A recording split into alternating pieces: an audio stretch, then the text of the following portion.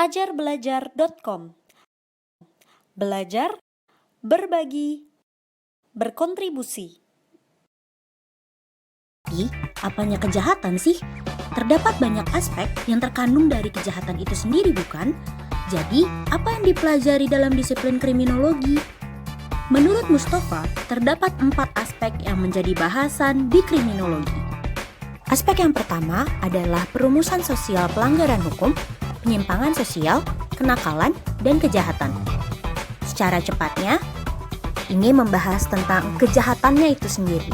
Dengan pertanyaan utamanya adalah, apakah suatu perilaku atau tindakan itu merupakan kejahatan?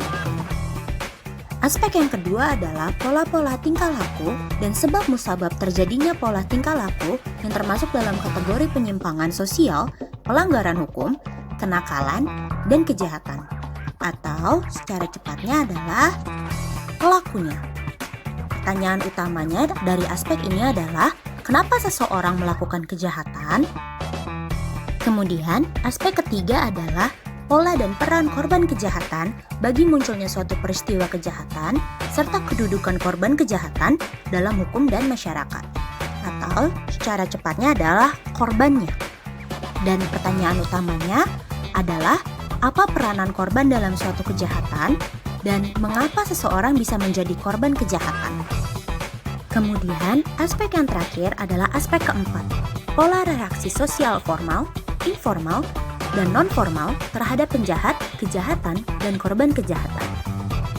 Nah, di sini yang termasuk dalam reaksi sosial formal adalah hukum pidana dan sistem peradilan pidana yang dikeluarkan oleh pemerintah sebagai respon terhadap suatu kejahatan. Dan kemudian, pola reaksi informal adalah tindakan yang dilakukan oleh lembaga resmi terhadap kejahatan, tetapi tidak mengacu kepada peraturan hukum tertentu. Misalkan, polisi-polisi yang menghukum anak SMA yang melakukan pelanggaran lalu lintas dengan hukuman untuk push up, karena itu tidak ada peraturannya. Namun, polisi menganggap itu sebagai hukuman yang paling pas untuk para pelanggar yang masih berusia anak SMA tersebut. Dan yang terakhir adalah pola reaksi sosial non-formal, tindakan yang dilakukan oleh warga umum secara langsung terhadap kejahatan tanpa kaitannya dengan sistem peradilan pidana. Termasuk diantaranya adalah tindakan warga sekitar yang memukuli seorang pelaku pencurian secara sepihak, atau sering juga dikenal dengan istilah main hakim sendiri.